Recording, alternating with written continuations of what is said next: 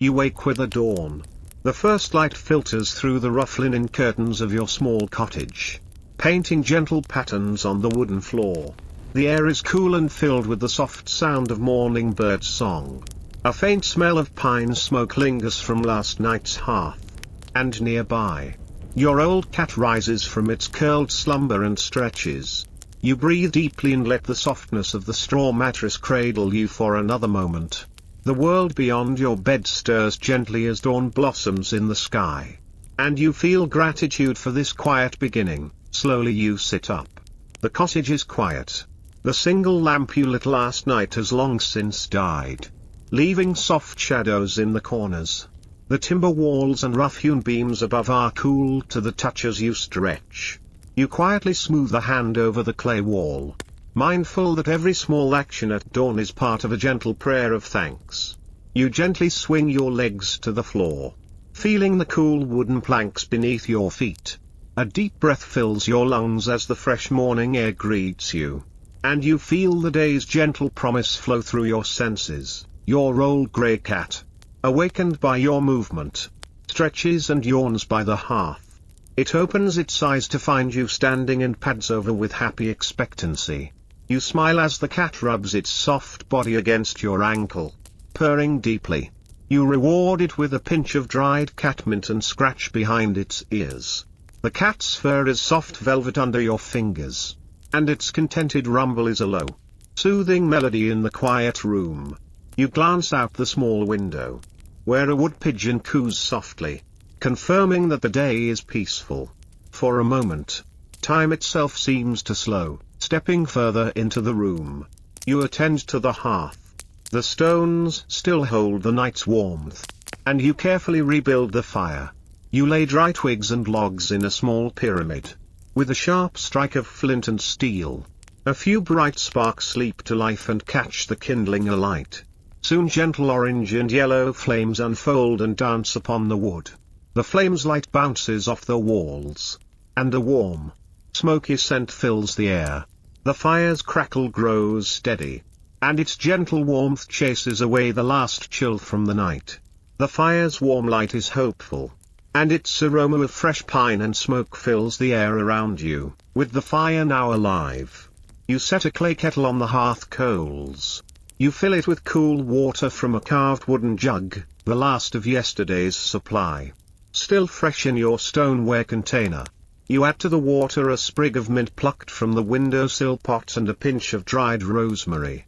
Almost immediately, the water warms and begins to give off little puffs of steam. Soon a soft sizzle signals that the water is nearly boiling. The air around you becomes fragrant with mint and pine.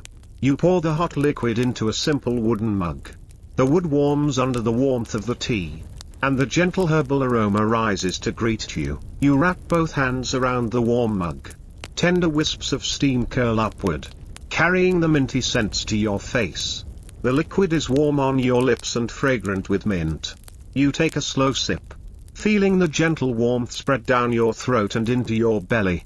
Each sip of tea is like an anchor in this quiet morning, deliberate, calm, and peaceful.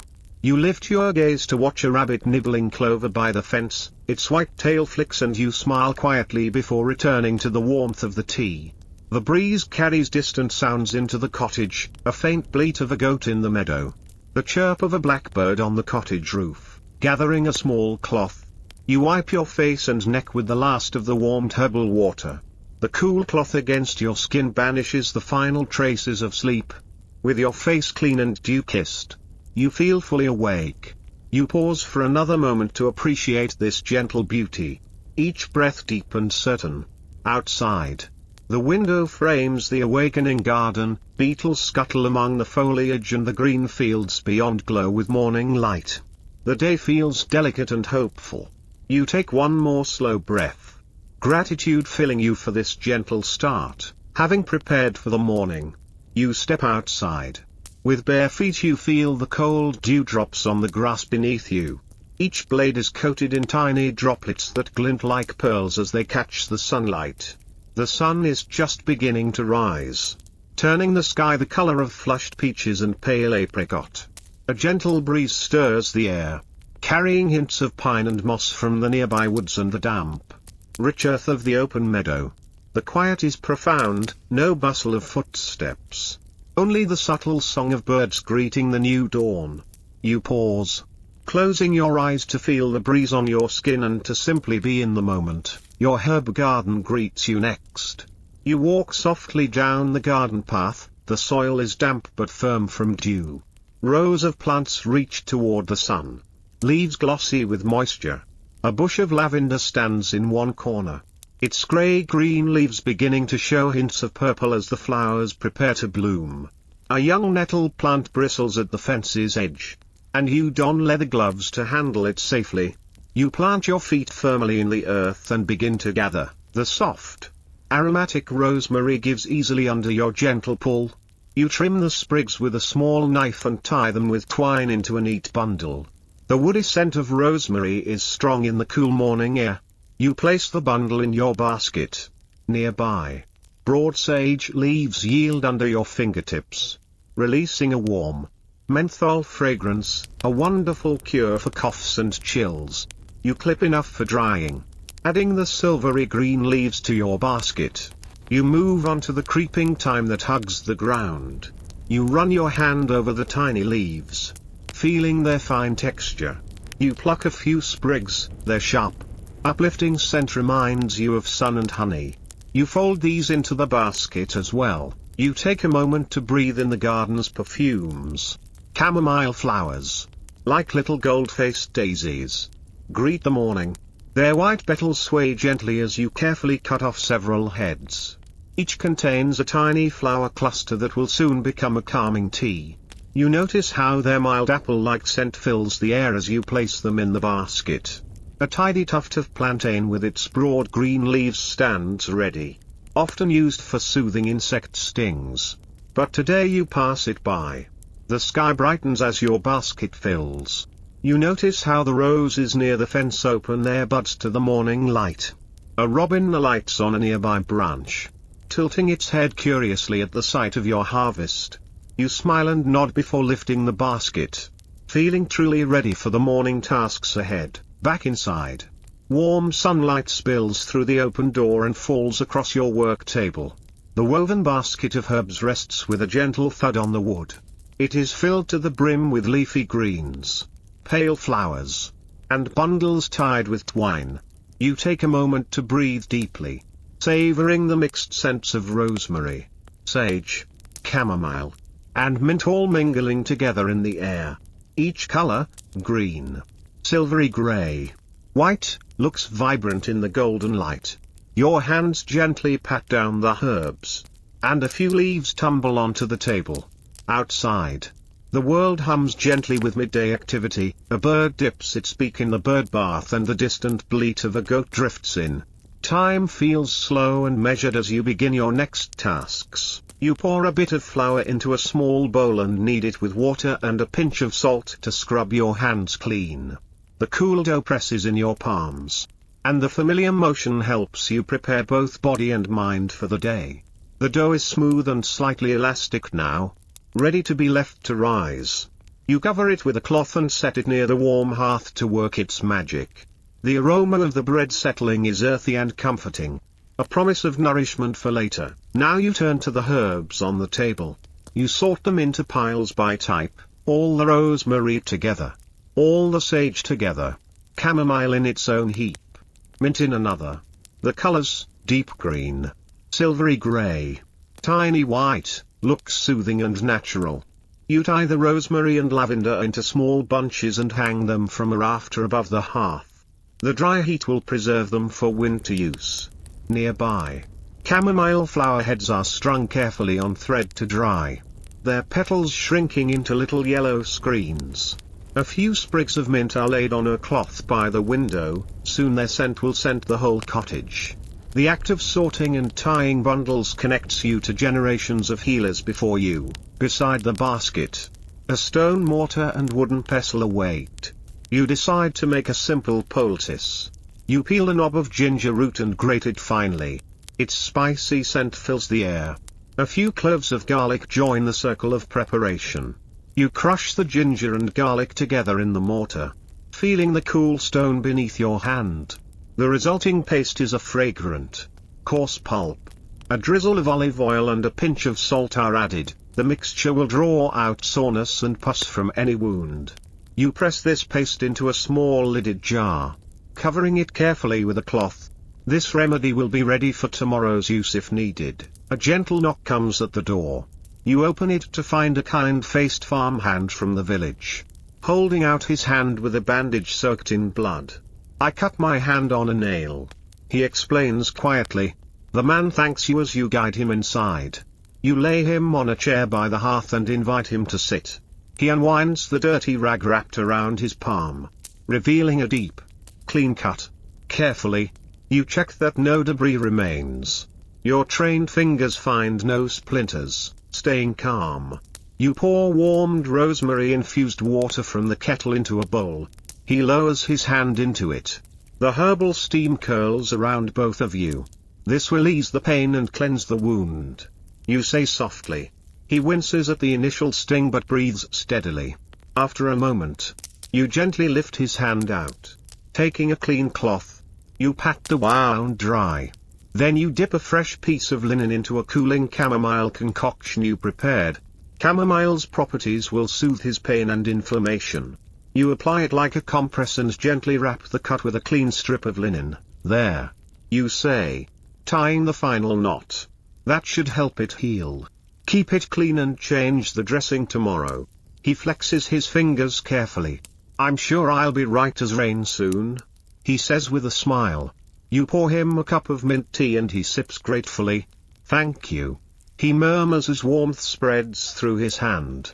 With a friendly pat on the shoulder, you send him on his way. Outside, the sun is warm and the birds sing on.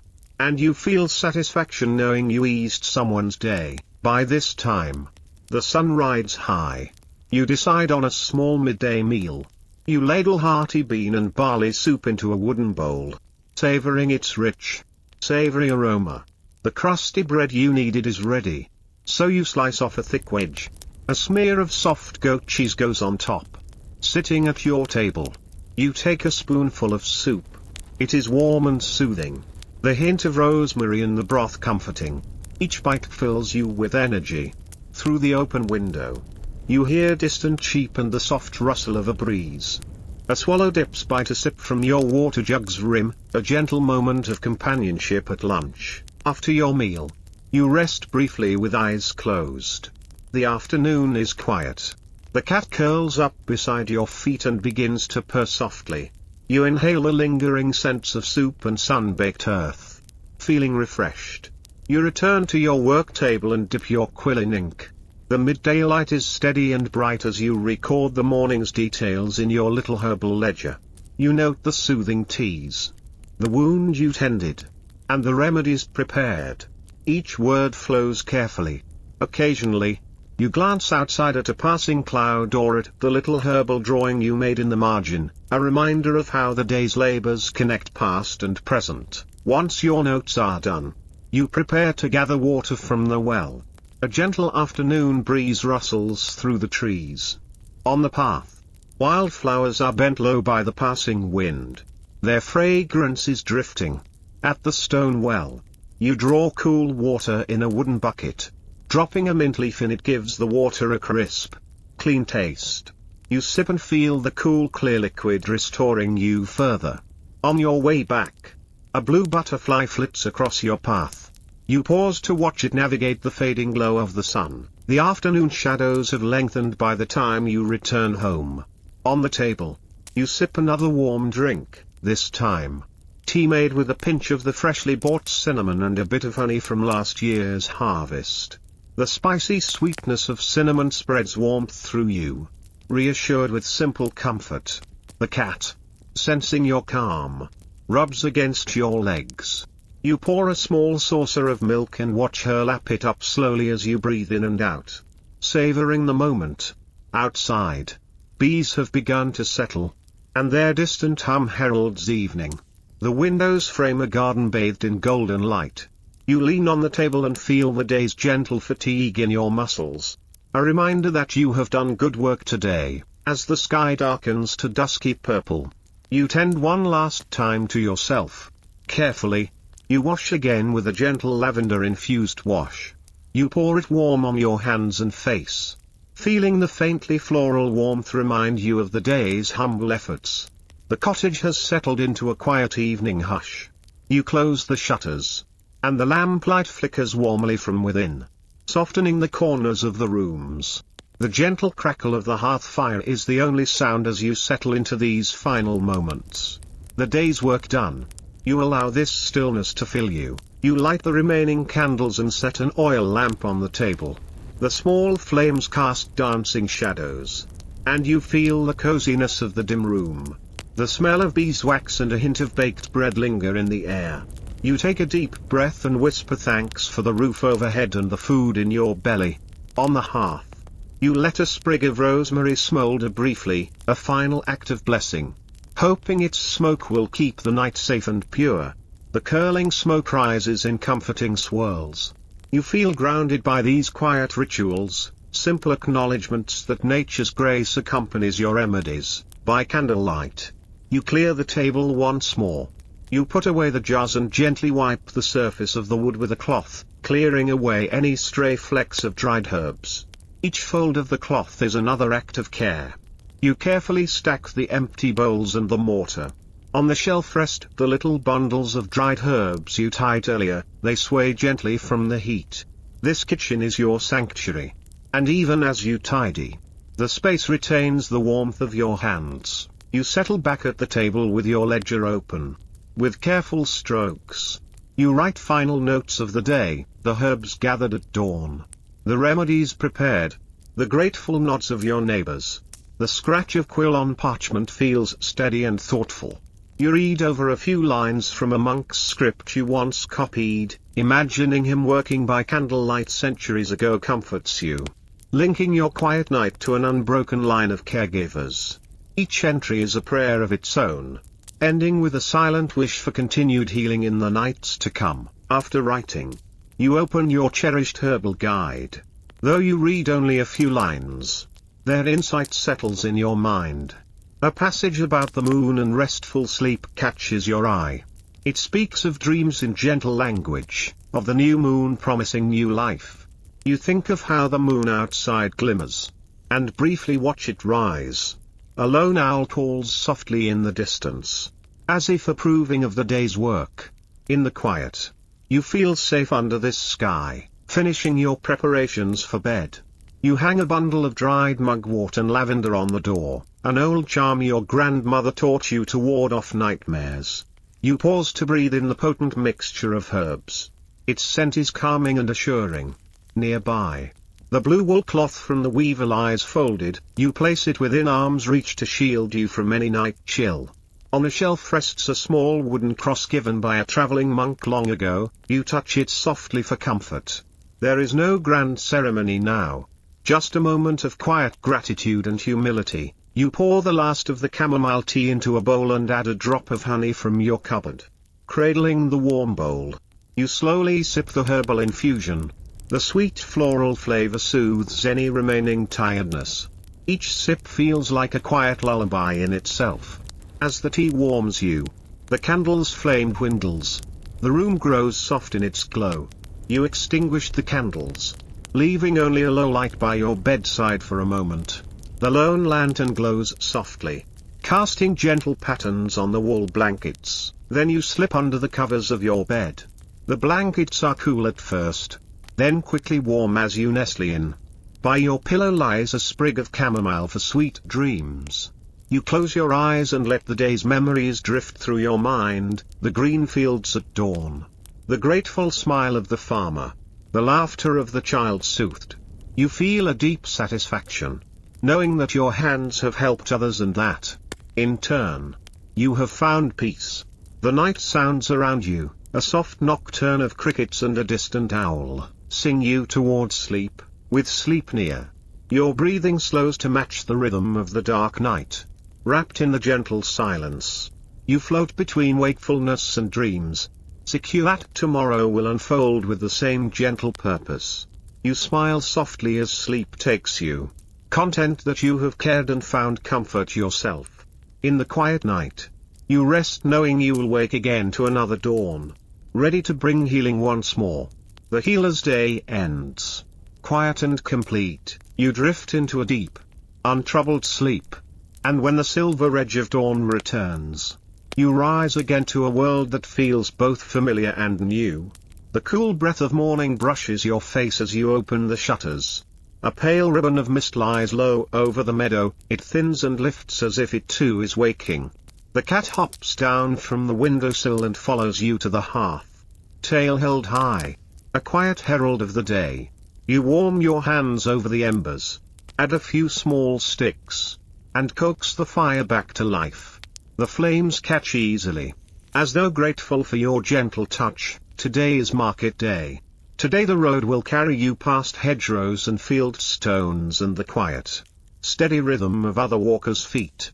You sip a small cup of nettle and mint, and while it cools you prepare your satchel, clean linen wraps, a coil of twine, a hillock of beeswax in a wrapped leaf, a small jar of clarified fat for salves, a corked bottle of vinegar for purifying, a skein of thread, and your ledger. You tie your belt pouch with its modest coins and, beside them, small tokens for barter, a pot of elderflower syrup, 2 thumb-sized balls of resin, a pinch of saffron tucked carefully into a folded scrap of parchment. You do not expect to use the saffron, but it's bright. Sun-caught strands feel like a quiet promise. The path to the village winds along the brook. Stones soon warm beneath your soles. You notice how the shallow water laughs over them in tiny, bright voices. The air is wet and friendly, carrying the fragrance of spring leaves and distant wood smoke. A pair of children kneel on the banks with reeds in their hands, hoping to coax minnows into baskets. When they spot you, they raise a hand in greeting, then fall back to their concentrated play. You wave and pass by with a smile. On market day, the village square becomes its own sort of garden. Stalls bloom in color and texture, a low table with brown eggs nested in straw, baskets of mushrooms like soft hats, flitches of bacon, wheels of cheese, and loaves stacked like small, edible walls. The spicemonger is here from 2 towns over. He sets out delicate cones of ground cinnamon, cups of peppercorns, and a small casket of clove buds. A thread of scent rises from his table, the way smoke drifts from a censer, warm, resinous, and kind. Nearby, the cloth seller unfurls a bolt of rustic linen. A tinker hammers lightly at a dented kettle. The sound rings softly, clear and bright. You lay your cloth on a simple plank beside the midwife's place. She is a friend, bone-wise and gentle-eyed, and her hands have helped the village breathe through many storms. She nods, and you nod back. Your side of the table becomes a little shore of calm, bundles of rosemary, sages tied with twine, small pots of salve sealed with beeswax, folded leaves of dried plantain, a jar of chamomile. At the table's edge stands a modest wooden cup. Its use is understood. If today's work asks for a fee, it will be a coin or 2. But if the day asks for kindness instead, it will be a chicken later, or a folded loaf, or a promise kept, for a time. You simply sit and watch. People drift to and fro like bees moving between flowers. Sometimes you speak, sometimes you do not. Your presence is a steady lamp in the room of the day. A woman with a shawl pulled over her hair approaches first.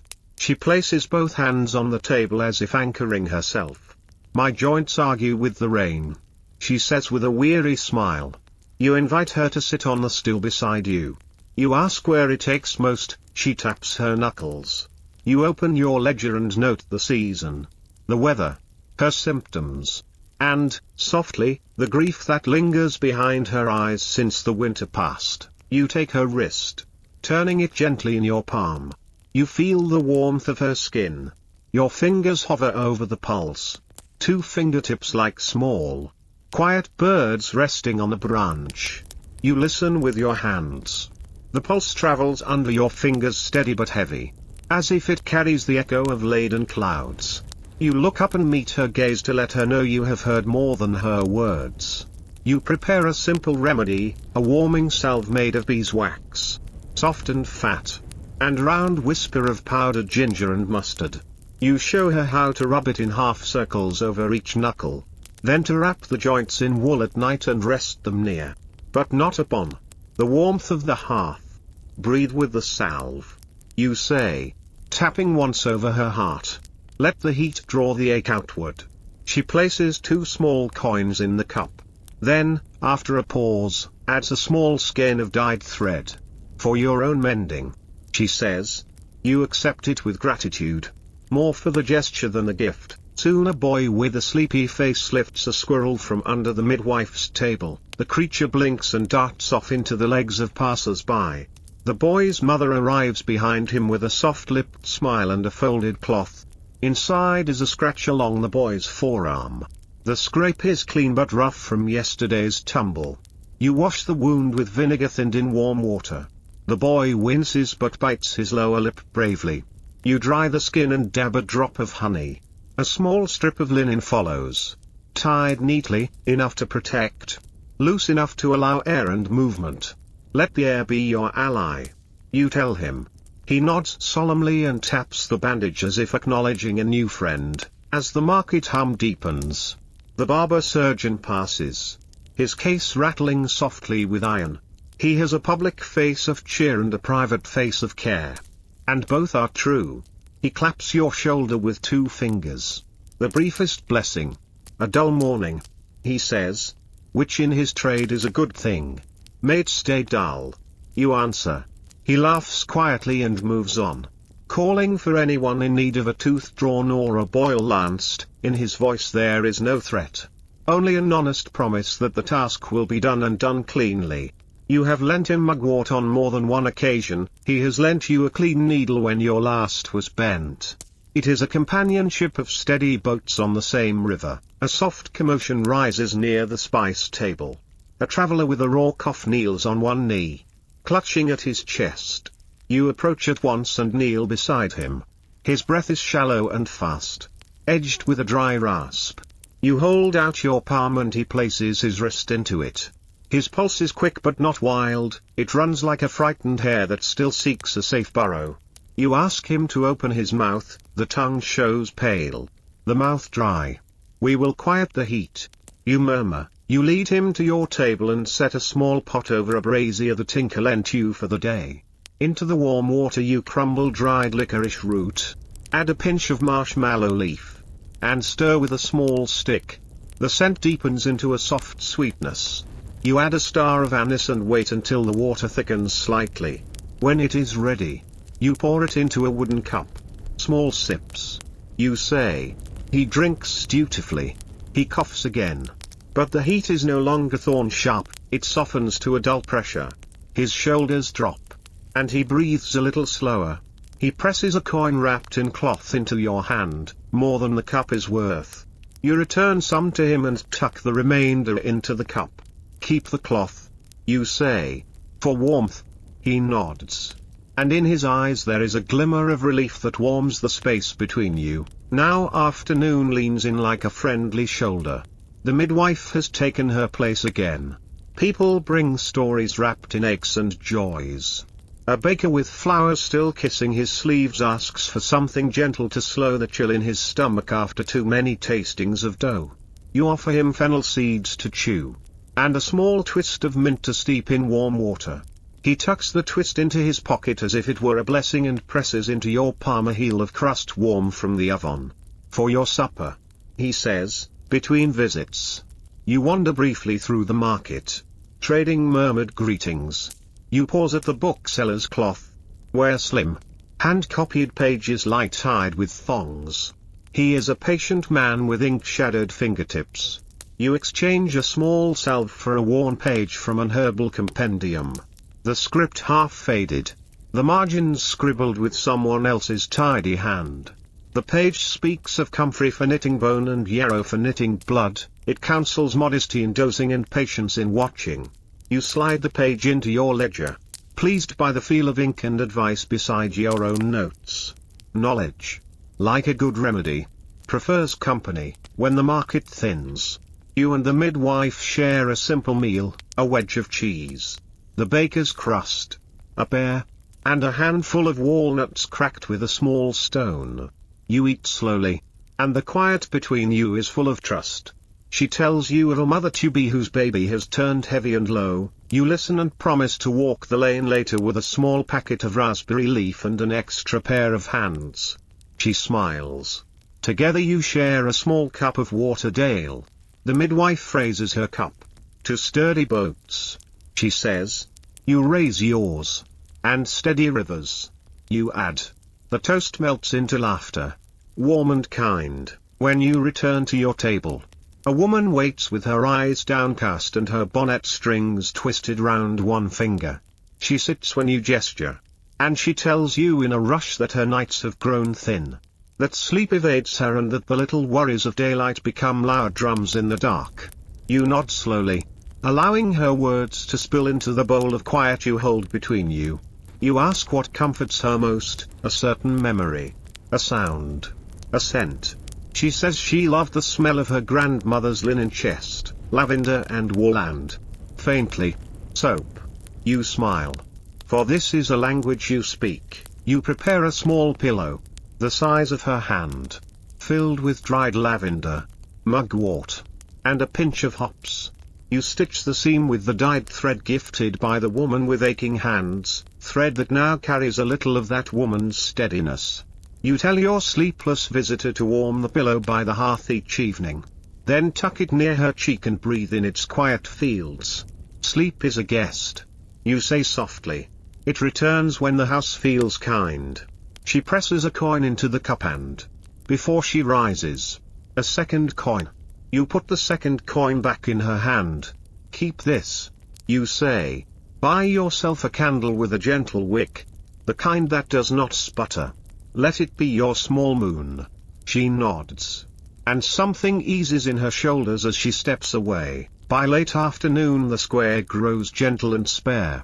Stalls fold like petals at dusk.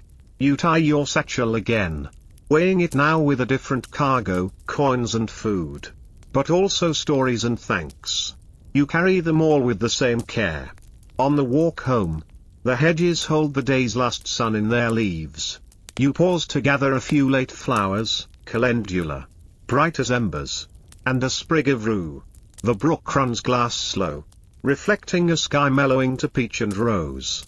When you reach your gate, the cat waits, as if following its own list of appointments. Back inside, the cottage breathes with relief as you cross the threshold. You set the satchel down and wash your hands in a bowl of warm water scented with rosemary. The scent rises like a benediction. You sort the day's small trove onto the table. You decant a little of the elderflower syrup into a smaller flask for the shelf. You crumble calendula petals into a jar and cover them with warmed fat to infuse a golden balm. You light a lamp and watch the flame settle into its glass, steady as a heartbeat. Then comes the quiet work of apothecary, work that asks for patience and rewards you with tidy rows of small comforts. You shave beeswax into curls that wait in a wooden bowl like pale crescent moons. You stir them into the warm fat that has drunk the flower's color. The balm turns the shade of late afternoon. You pour it into little tins and wait for the surface to firm. You strain vinegar through a cloth that smells of time. The vinegar carries time's memory now, sharp and clean. You refill your jars of dried chamomile and mint and label them with the season, harvested under a mild sun. You fletch quills and sand fresh pages in your ledger, leaving them ready for tomorrow. A knock at the door unspools the evening. When you open it, a familiar face stands there, hatted and pale. It is the baker's apprentice. "My master," he says, twisting his cap. He grew faint in the heat of the oven and now he lies cold with sweat. You gather what you need without hurry: the vinegar, a small jar of salt, a twist of fennel, a cloth, and your wooden cup. You wrap your shawl around your shoulders. The shawl smells faintly of smoke and time and home. The bakery is a large, warm chest of a place. You can feel the day's heat trapped in its ribs. The oven's mouth glows like a watchful eye. The baker lies on a pallet near the window. His skin damp and cool. Breath slight and scattered. You kneel at his side. Your hands gentle on his forehead. Then on his wrist. His pulse slips like a skittish fish. Quick and shallow. You fan him with a board until his breath steadies enough to drink. You mix a little salt into the vinegar water and offer small sips. He grimaces at the taste but swallows obediently. You wet the cloth and lay it across his brow and neck. Then place the shawl under his shoulders so he rests above the cooling stone floor. You ask the apprentice to open the shutters wide. The night air wanders in as a quiet guest. Curious but kind, between sips. You guide his breathing, inhale gentle. Exhale longer, until the rhythm finds him again. You rub a pearl of mint salve into his temples. Then cradle his wrist and listen with your fingers as the pulse grows more certain. Less frantic. When the sweat has lost its chill and his color climbs slowly back into his cheeks. You ask for a crust and a scrap of cheese. He eats without enthusiasm at first. Then with a little hunger. You will rest from the oven tomorrow. You say. He nods. And you trust him. He has learned from the day. As bread learns from heat, when you step out of the bakery. Night has fully arrived. Stars prick the sky like seeds on a dark berry. You walk home with a steady pace. Your shawl pulled close. A moth flutters near the lamp in your hand. Then drifts away. The road is a ribbon of pale earth under the starry bowl. The world is not silent, it hums, crickets. Night birds. The far-off rustle of leaves. Their sounds knit together into a single, soft garment that the night wears well. Back home. You set the lamp down and sit. You place both palms on the table and close your eyes. In that simple stillness, the day unfurls again, faces and hands. Laughter and worry. The quiet center that you held and the river that carried you. You open your ledger. And the quill scratches gently as you record what matters, the cough that softened. The joints that warmed. The pulse that steadied. You add a few lines about the market's color and the bookseller's page. Beside your words, you draw the tiniest sprig of calendula. Its petals, even in ink, seem warm. You take from a shelf a small box of charms given to you through the years. Gifts from the pious and the practical alike, twigs shaped like letters. Pebbles with natural crosses. A bead from a pilgrim's necklace. You do not treat these as cures but as companions.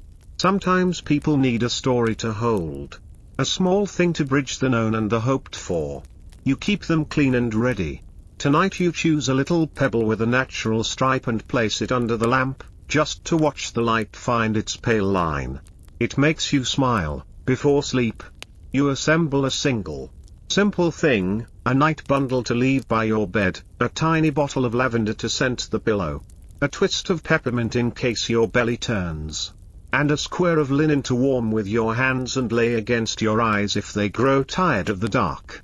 You drink a few slow sips of water and touch your fingers to the dried mugwort above the door. The cat circles twice on the bed and settles with the authority of an old friend. You lie down and listen to the night. You can feel your breath, warm and familiar, moving in and out like a tide that has known this shore forever.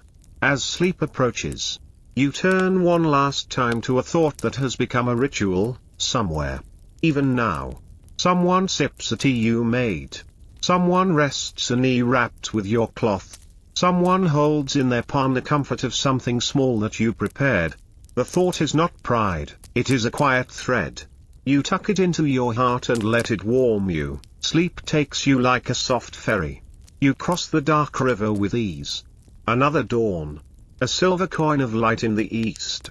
Rain whispers on the thatch. The day asks for a hooded cloak and thoughtful steps.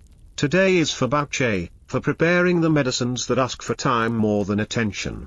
You rouse the coals to a low glow and place water to simmer in the big pot. A patient lake ready to receive. Into one jar you measure dried elderberries and pour honey warmed until it sighs and flows. The berries sink and rise like tiny hearts. You stir with a wooden spoon and set the jar near the hearth. Syrup will come with patience. You prepare an electuary, powdered herbs married to honey. You grind dried rose hips, fennel seeds, and a breath of powdered licorice in the mortar until the mixture becomes a quiet pink dust. You fold in a spoon of honey at a time, working until it becomes a glossy paste. You roll small beads between your palms and set them on a board to dry. Simple. Sweet globes to soothe a raw throat and a worried mind. They look like little planets, each with a faint swirl of color caught in its curve. The rain deepens. It carries with it a piece that belongs to things washed clean. You place a clay jar in a shallow dish to catch drip sand. Above it, a one-time pitcher with pinholes in the base packed with crushed mint, yarrow, and thyme. You pour warm water over the herbs and let it trickle through. Slow as the day. The jar fills with a fragrant infusion that smells of green memory and cool stone. It will cleanse scratches and calm skin without sting. You stopper the jar and mark it with a charcoal line you'll recognize even in low lamplight. The village calls even on rain days. A shepherd arrives at your door with a hat that drips like a small waterfall. He stands on your threshold with a dog at his heel. The dog's eyes are bright with worry, though its tail wags with hope. A thorn, the shepherd says, lifting the dog's paw. The pad is swollen and tender. The thorn a small, dark truth under the skin. You smile at the dog and murmur hello. You warm your hands by the fire. Then steady the paw in your palm. With a clean needle, you think of the barber surgeon with thanks. You tease the thorn free. It glistens on the needle's tip like a tiny lance. You bathe the paw in warm thyme water and tuck a whisper of plantain under a small band. The dog licks your wrist solemnly, then more enthusiastically, then shakes itself as if shrugging off discomfort like rain. The shepherd leaves a pouch of fresh curds and a promise to shear a small fleece for you come spring. Barter moves through your work like a quiet, honest river. Midday. The rain thins to a fine haze. You take your hood and walk the hedgerow. Water beads on the surfaces of leaves and slides along the green edges. Every drop looks like a thought made visible. You gather only what is generous today, a few clean nettles from high stalks, a small handful of woodruff, and a sprig of lemon balm. You whisper thanks into the damp air, because it feels right to do so. Back home, you lay the nettles on a rack near the fire to dry. Their sting will soften to a gentle tonic. You thread the woodruff into a tiny garland and hang it in the pantry, where it will share its vanilla sweetness with the air. Later, an elderly man visits with careful steps, leaning on a stick polished by decades of palms. He smiles as if arriving somewhere he already feels better. It is the weather in my chest, he says, tapping once over his heart. You seat him by the fire and think of small engines, teas and balms that coax warmth into the hearth of the body. You prepare a decoction, hawthorn berries simmered low, a spoon of honey, a hint of cinnamon bark. You speak with him of ordinary things, the year the lanes were all mud, the name of a long ago dog, the way the church bell sounded when the bell ringer was young and strong. He sips, and his shoulders drop. You place your fingers on his wrist. The drum is still old, but it beats less defensively, more like a rhythm the body remembers as home. He leaves a coin, and, more precious to you, a scrap of a song he hums as he steps back into the soft rain. It lingers in the room like steam. As dusk lowers, you sort the day's work into shelves of patience and shelves of readiness. The syrups gleam, the salves glow dully like quiet moons. You knot fresh labels, each with its simple name and gentler instruction. Take slowly. Breathe while you sip. Warm the cloth before laying it. Your script is plain. Your voice in ink just as calm as the one you offer in the room. The cottage smells of honey and herb and rain-washed wool. The cat wakes from a nap and makes bread on your knee with its soft paws. Each press a silent thank you, then comes a call that asks for the night. The midwife's knock, 3 pulses. Pause. 2 pulses, quick and sure. You open the door before the 3rd. It is time. she says. And the words carry both gravity and joy. You gather your steadying things, hot stones wrapped in linen, raspberry leaf, a little vial of oils, clean cloths, your ledger if there is a lull for notes. You walk beside the midwife along the rain-damp road. Windows blink warm in the night like friendly eyes. Somewhere a lute makes an uncertain melody, somewhere else a shutter clicks in the breeze. The world holds breath for a while, the birthing room glows with low lamplight. The mother rests on a pallet, her hair damp, her breath strong and measured with effort. Her partner kneels, a hand on her shoulder, a bluff strength softened and shaped by love. The midwife takes the helm, her voice the river that will carry them through, and you take the little tasks that keep the boat light, warming cloths, steadying shoulders, refreshing the cup with water and a trace of honey. When the mother's breath stumbles, you breathe with her, slow and even. And she finds the step again. When fear rises in a small wave, you set your palm to the small of her back and press the warmth of your hand into the spiral of effort and devotion. Hours pass like patient beads on a string. The room turns inward until the world outside seems to dissolve into lamplight. Then the midwife's voice goes softer still and fills the room with gravity and bright courage. Now. A cry follows. Brief and astonished. And then the room opens like a window at dawn. The child's voice is small but certain, the child's body is a perfect, wriggling oath. The mother's brow smooths, her shoulders sag into relief and accomplishment. The partner laughs with a little sob startled into it. You wrap the child in warmed linen. The midwife tends to the rest, her hands remembering what they have done 100 times. When the house is quiet again, clean, warm, fed, you brew a thin tea of raspberry leaf for the mother and leave a pouch beside the bed with a small drawing of a leaf on it. You leave the father a list, fresh water, soft songs, warmth but not too much, quiet but not too heavy. Walks by the window with the child wrapped close. He nods, blinking too quickly, and thanks you 3 times. You wave once, a quiet blessing in the gesture, and step back into the night. The rain has stopped. The air smells of stone, wood, and something like new bread. You return home carrying the hush that follows a happy ending. In the cottage, you set your satchel on the stool and sit for a moment on the edge of your bed. Your body recognizes the hours that have passed, legs humming with the walk, hands still warm from the stones, eyes grainy with the late hour. You drink a few sips of water, rub a small circle of lavender into your temples, and write a single line in your ledger, a good night. The words glimmer on the page like a small coin of gratitude. You lie down and let the familiar weight of your blankets ask nothing of you.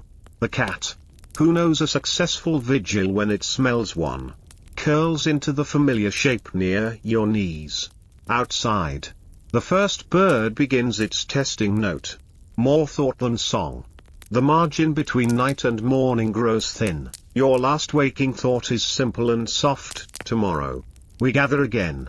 Tomorrow, we prepare again. Tomorrow, we listen again. You breathe this promise like care. Sleep arrives, patient and sure, and you meet it like an old friend at the door. Dawn greets you like a familiar song, and you rise with the quiet pleasure of someone who knows the shape of the hours to come. The world smells softly of damp wood and new bread. Somewhere a cock answers the light with a stilted trumpet and then grows shy. You warm your hands over the embers, coaxing them into a friendly orange. And the little fire obliges with a low crackle that sounds like a secret being told for the 100th time. Steam lifts from the kettle in gentle ribbons. You add a sprig of lemon balm and the tiniest thread of honey. The cup warms your palms and the day loosens the last knots of sleep from your shoulders. You reach for your ledger and run a thumb over yesterday's ink. There are smudges you recognize as pauses to think. There are tidy lines you recognize as sure knowledge. In the margin, a small drawing, the curve of a hawthorn leaf, the dotted promise of its berries. You add a quiet sentence to the page. The night went well. The mother rested.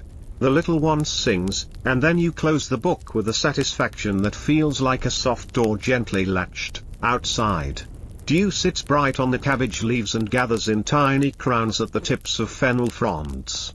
The path to the coppice is a ribbon of pale earth, and you follow it at an easy pace. Your basket rides against your hip, the ropes smooth from years of honest work. The world's noise this morning is almost all small bees in a hurry, the nervous patter of a wren, the hush of wind investigating hedges. You pause at the hawthorn that marks a bend in the lane. It is ordinary and therefore holy, a presence as constant as breath. You pluck only what it offers. A few sprigs, a small handful of leaves, and you rest your palm against its trunk in thanks. Wood remembers, near the stream. You kneel among the stones and cut 3 clean stems of meadowsweet. The scent rises, honeyed, green, almost like almond in the back of the throat, and you think of how it lifts headaches, eases joints, sweetens sour hearts.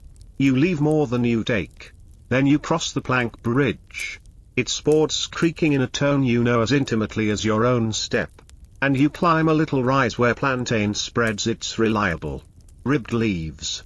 You pick a few, cool as shade, and wrap them in a damp cloth so they will be ready if the day brings stings or scratches. On your way home, the lane offers you a glimpse of the wider life, a cart with a wobbly wheel, a shepherd blowing 3 notes to gather his flock, 2 girls carrying a pail between them with the solemn importance of a sacrament. One of them lifts her chin in greeting, you return the nod. The village is an instrument and morning is when it tunes. Back in the cottage you lay out your harvest, hawthorn, meadowsweet, plantain. A brave spray of yarrow you could not help but gather when it leaned toward you as if to whisper a story. You set water to heat and arrange the drying rack near the hearth. The meadowsweet will keep its gentleness if it dries slow, the hawthorn too. You tie the yarrow by its stems and hang it where shadows are deepest, light makes it shy. As you work, the cat jumps to the table and inspects your neat piles with the detached gravity of a guildmaster. She approves, blinks twice, then goes to sleep on the warm corner as if bestowing a prize. A knock comes softly, twice, then twice more. You open the door to find a young man you know by sight, though not by name. His clothes say fieldwork, his eyes say worry. He holds out both hands, palms upward, and in one palm lies a ring, plain, dented, shining despite its use. For my wife, he says, as if the explanation sits inside the ring like a small flame. She wakes from sleep with her heart running. He taps his chest twice, then adds, it scares her, it scares me.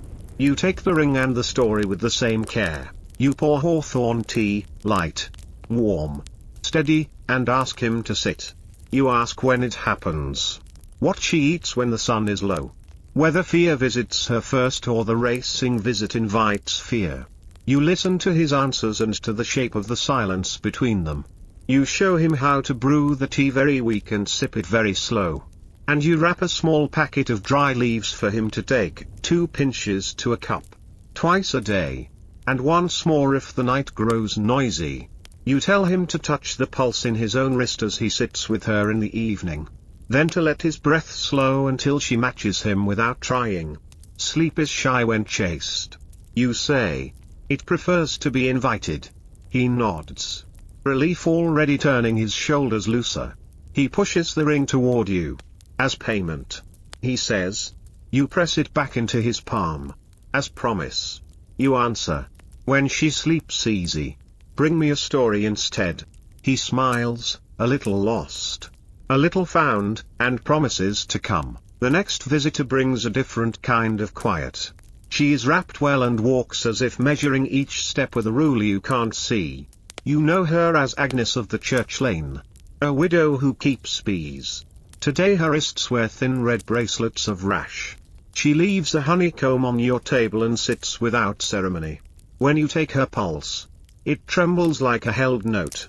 You prepare a wash of cool oat and plantain and a salve of calendula and beeswax, golden, mild, courteous, You speak to the skin the way you always do when words are not for the ears. We will not fight you, we will give you reasons to unclench. Agnes watches you with beekeeper eyes, patient, fascinated, wary of sweetness. You are kind to things that sting, she says, not meaning the bees. It is the only way I know to live. You reply. She leaves with her forearms bandaged in white, the gold salve tucked in cloth, and a soft promise to bring you the first spring jar. Later, you walk to the edge of the village to the weaver's cottage to return a borrowed spindle. The weaver's mother, old and small, sits on a stool near the door with her ankles swelling like bread loaves. She clucks her tongue by way of greeting and then sighs her complaint without making it sound like anything but weather. Feet like full buckets, she says. You kneel, place both hands under her heel, and lift gently so the blood will think new thoughts. A little less salt, you murmur. A little more walking when the day is kind. A little more rest when it leans hard. You show her how to circle the ankles slowly with her own fingers, as if convincing a stubborn jar to open.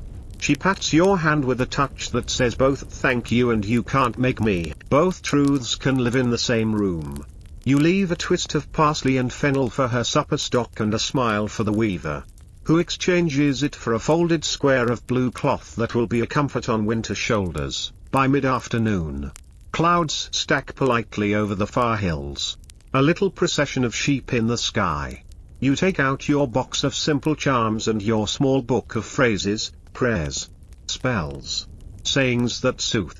They are not the same thing and yet they sometimes drink from the same well. You sort them as you sort herbs, the honest and the hopeful, the old and the borrowed, the ones for courage and the ones for letting go. You straighten a braid of dried rue and untangle a ribbon that was once tied around a newborn's wrist. You keep these objects in order not to command the world but to help frightened minds find handles. A mind with a handle is easier to carry. Evening brings the apprentice. He comes late in the day as he always does, when his master the tanner releases him from the vats and the scraping bench. He wears the smell of his work like a cloak, sharp, mineral, undeniable. You wave him in and make tea because tea is a clean border between the first life and the second. He calls you master, though you have never asked it, and hands you his notebook, awkward, precious, more honest than it knows.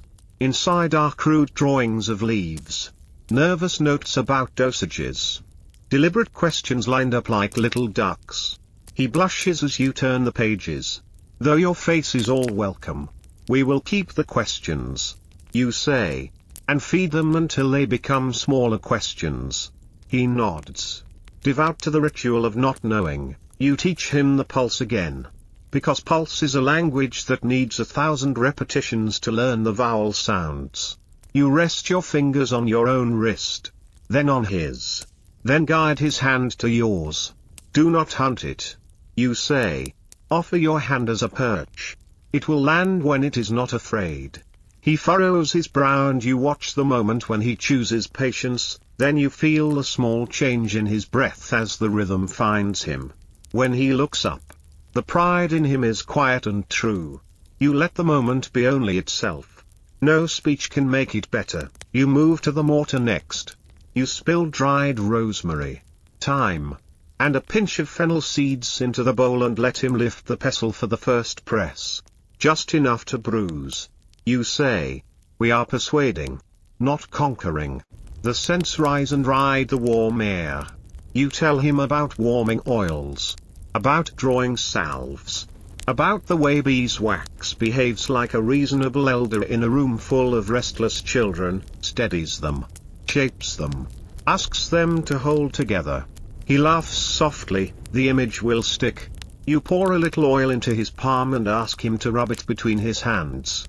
The texture shifts from slick to silky and he nods as if stone has spoken. Night slips in around the edges of the window while you talk, as it always does when conversation goes the way it should. The apprentice learns how to cut linen on the bias so the bandage lies kindly against a wound. He learns how to label a jar so the words will still be legible in a hurry. He learns the curious art of fee and mercy, that sometimes the price is a coin. Sometimes it is a promise. Sometimes it is the gift of letting someone give you something they can spare so they may keep the part of themselves that can still be proud. Lo-fi. You say. Testing the word he has brought to you from a trader's tongue. The fee is a bridge. We meet in the middle. A tapping at the window interrupts you, 3 light notes like a moth performing music. It is the miller's eldest with a message rolled tight and tied with red thread. You read it at the lamp. Father's back has seized and he cannot straighten. You feel the lamp's heat on your cheek as you decide. You glance at the apprentice and see not fear but a careful readiness. Bring the hot stones. You say. And the peppermint. And the cloth we folded with rosemary yesterday. He moves with a speed that does not trip. The mill is a mile and a little more by the lane. The river's murmur keeping you company like a sensible friend. The smell of ground grain is a halo at the doorway. Inside. The miller lies on the bench. Face pinched. Body angled like a question mark. Pain is a tyrant in this room. You bow to it briefly because it demands acknowledgement. Then you begin to make it smaller. You warm the stones and slide them along the muscles that run like ropes on either side of the spine. You oil your hands and set them to his back in slow, sure circles. Asking the muscles to remember that they were not born to be gates. You teach the apprentice where to stand to be the extra pair of hands that is never in the way and always in the right place. The miller breathes ins and outs that turn from jagged to long. The question mark turns. 1 breath at a time. Toward a parenthesis. When he finally sits and the room does not spin. He swallows gratitude like a big mouthful and coughs out a laugh he didn't think he had left. You'll do. He says to the apprentice, highest local honor. The boy glows in the light that kind of sentence makes. On the walk home, stars have arranged themselves into old instructions. You and the apprentice speak little because silence is the right kind of ointment after work like that. At the cottage, you pour water. Strain it through time into 2 cups. And drink half each. You send him home with a folded cloth and 3 notes in your hand. Rest. Warm. Breathe. He tucks them into his book as if paper could carry the warmth of a hand. In a way, it can. You end the night where you end most nights, at the ledger. You write the day in a voice that is only for you and the page. Hawthorn for the hurried, meadowsweet for the proud ache, plantain for the impatient, a rash soothed, a back persuaded, a student taught to let the pulse land. You sketch a little circle to stand for the mill's wheel and put next to it a dot to stand for the moment the pain let go. It is not art. But it is faithful. You douse the lamp. The cottage exhales. The cat moves from the chair to the bed with the soft thud of a loaf of bread finding its proof. You slide under the blanket and give your weight to the straw mattress the way you ask the world to give its weight to you, trusting that you will not drop it. At the edge of sleep, you think not of cures or coins but of the small vows you keep without speaking, to gather gently, to give precisely, to write honestly, to listen until the listening itself becomes medicine. Sleep arrives like it always does with work well done, on time, with kind hands. Days bend into a soft procession, and the seasons change their clothes. In summer, you rise earlier, light arrives with eagerness and stays to talk too long at the door. The garden bursts. You dry sage and thyme by the armful and stack shelves with neat soldiers of small jars. Children come with nettle stings and bee kisses. And you become a diplomat between skin and sting. Teaching peace in tiny treaties. In the heat, vinegar becomes your friend and peppermint your cool him. You keep a basin by the door and invite each person to rinse their wrists. The town quietly learns the ceremony of clean hands. And fewer fevers come asking for audience. Autumn teaches other lessons. The hedges give blackberries. The hedgerows their apples and haw. You can taste winter in their sweetness. On the eve of first frost, you write prepare on the top of a clean page and then fill it with the chores that defend the quiet months. Render fat, melt wax, stitch cloths, grind, label, thank the bees. A widow leaves onions on your step. You leave her a jar of broth that can be broth. Tea, medicine, supper, all depending on how night feels. Winter comes with its narrow light and long thoughts. You walk less far and more often, visiting elders whose stairs have become mountains. Your hands learn the rote ecstasy of warming cold fingers.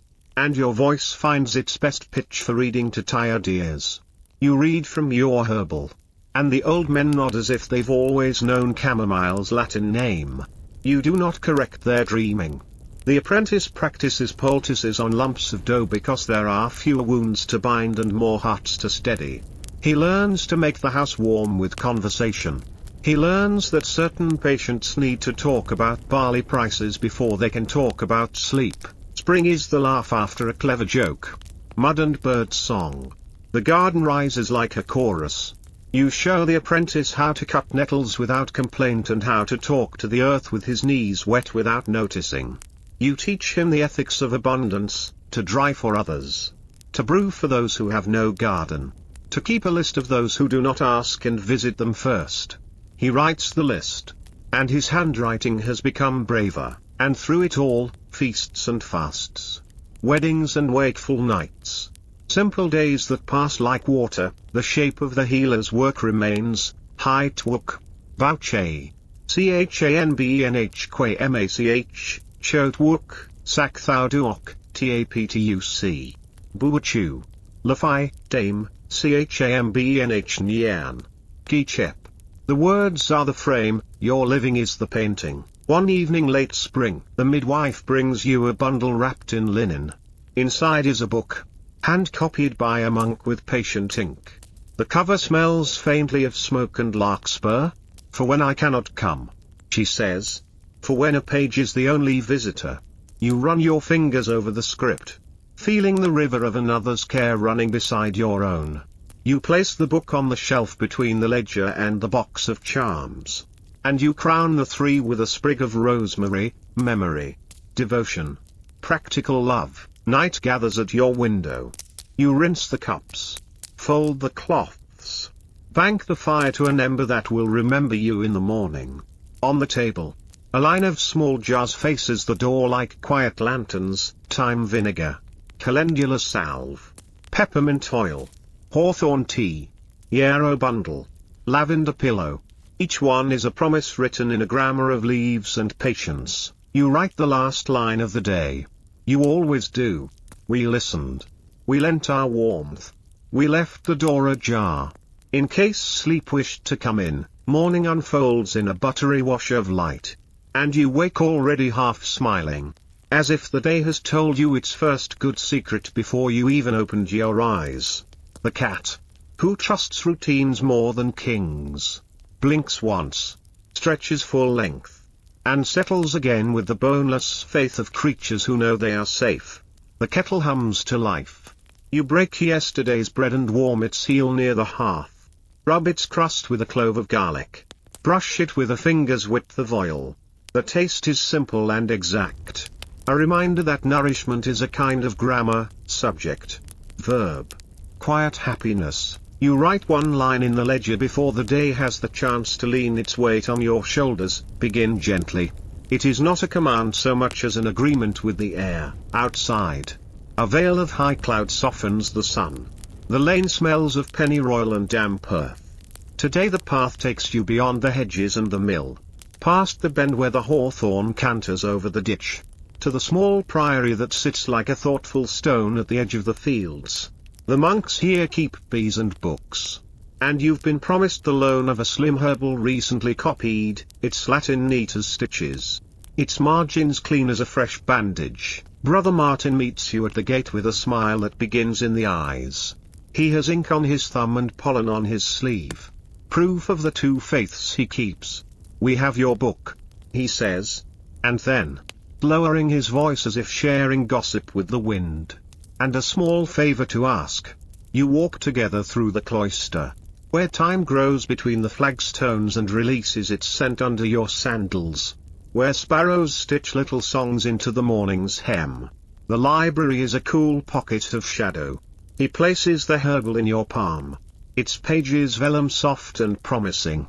Then he leads you to a bench near the apiary, where a novice sits with hands cupped around his own breath, eyes too bright, shoulders braced against something unseen, panic. Brother Martin says mildly. Visits him like an old creditor. You nod. And sit beside the boy so that you both look outward at the slow practice of bees. No one has ever out-argued a panic. You do not try. Instead you place 2 fingers on your own wrist. Then guide his hand to find his pulse in him. The quiet drum that has been faithful since before memory. Count only to 4. You say, 4 in. 6 out.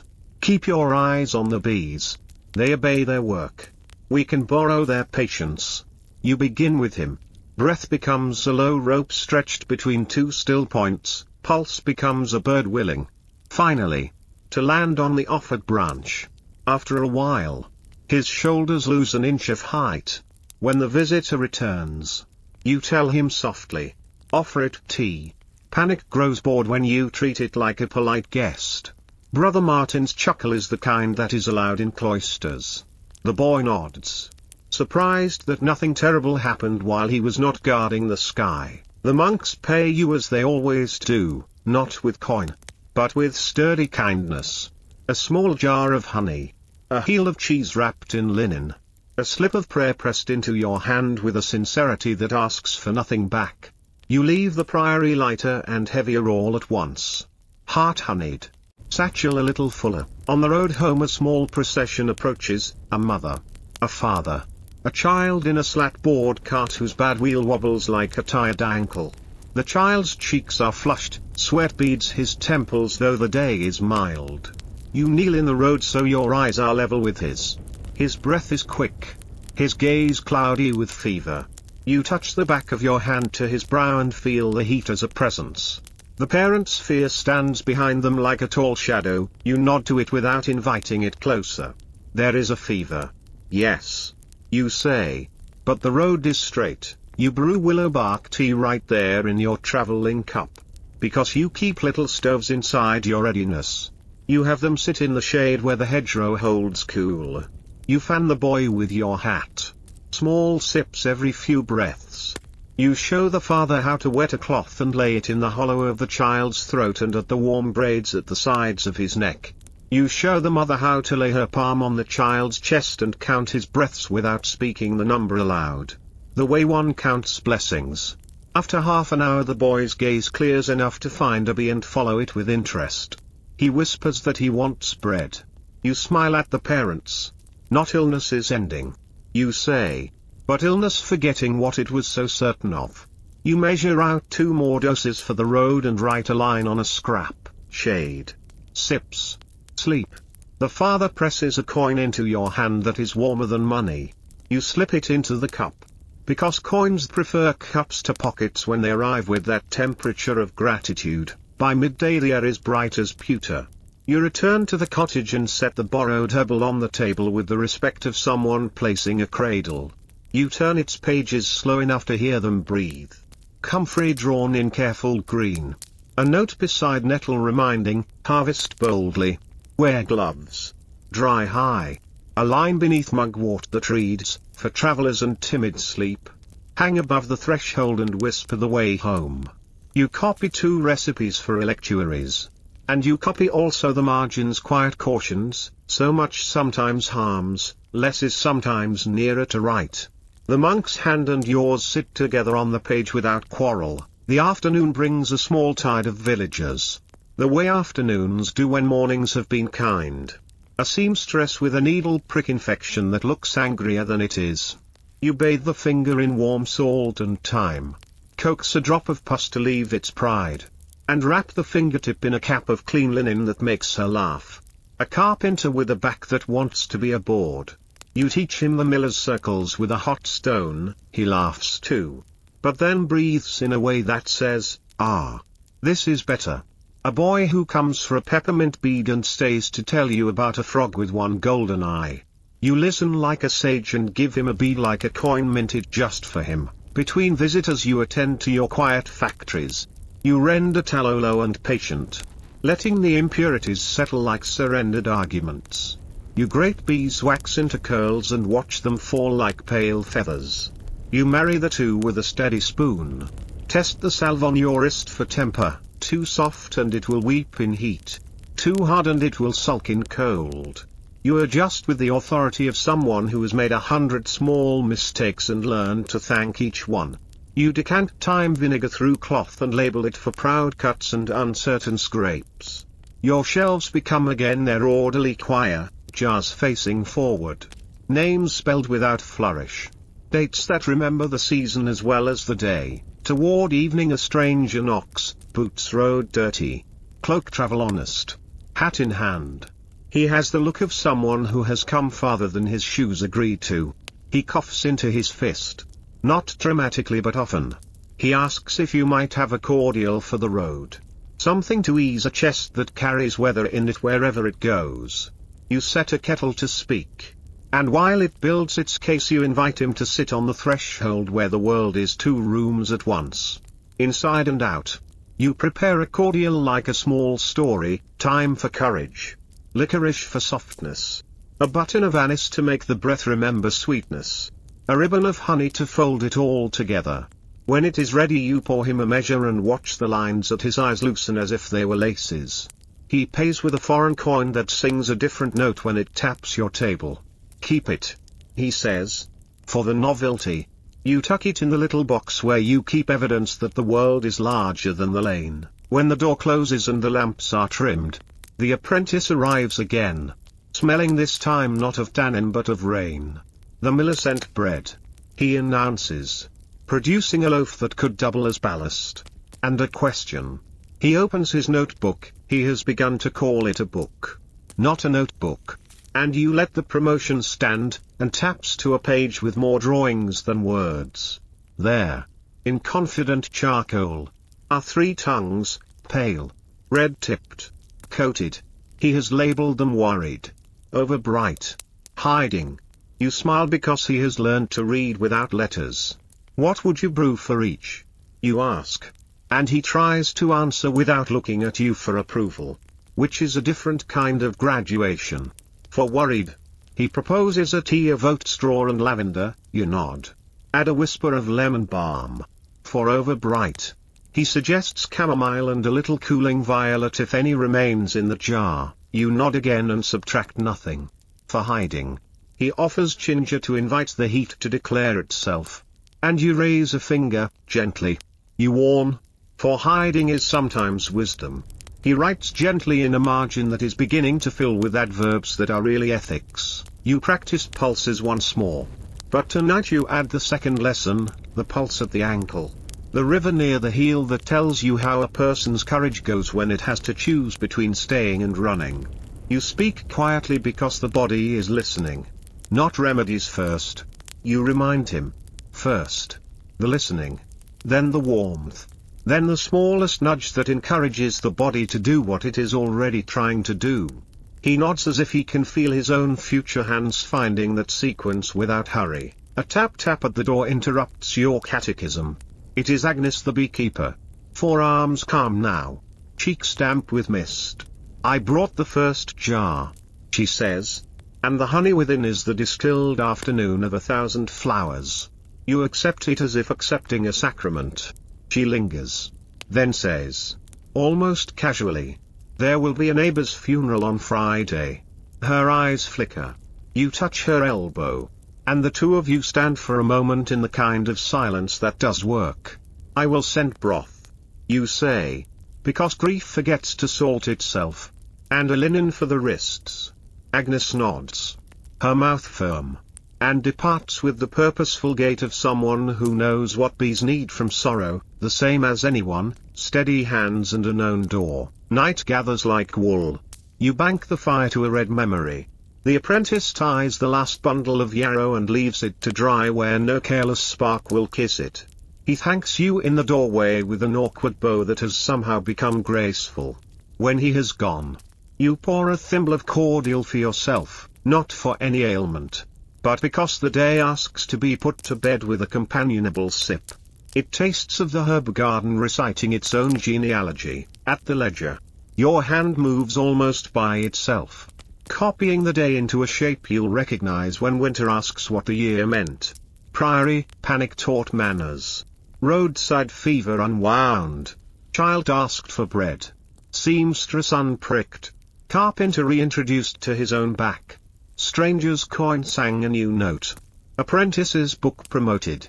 Agnes brought the first jar. You add a sketch of a bee that looks mostly like a sun with legs. And you do not correct it.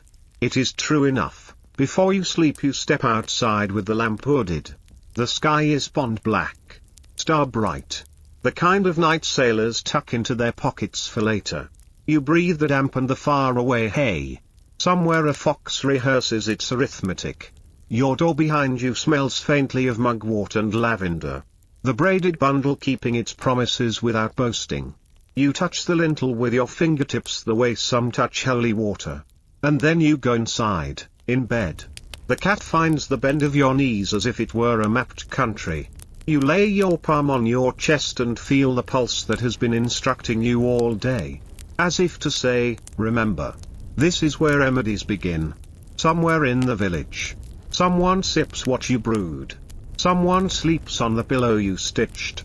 Someone reads the little words you wrote on a label and hears, beneath the instructions, your voice saying, take slowly. Breathe while you sip. The thought folds around you like a blanket. Sleep arrives on quiet shoes and does not need to knock. It has its own key. In the days that follow, the world continues its patient choreography. And you move with it the way a leaf agrees with water, not passive, but aligned. There is a festival for Saint Raphael, protector of travelers and healers, and the square fills with ribbons and bread baked in the shape of fish. You stand at the edge with the midwife.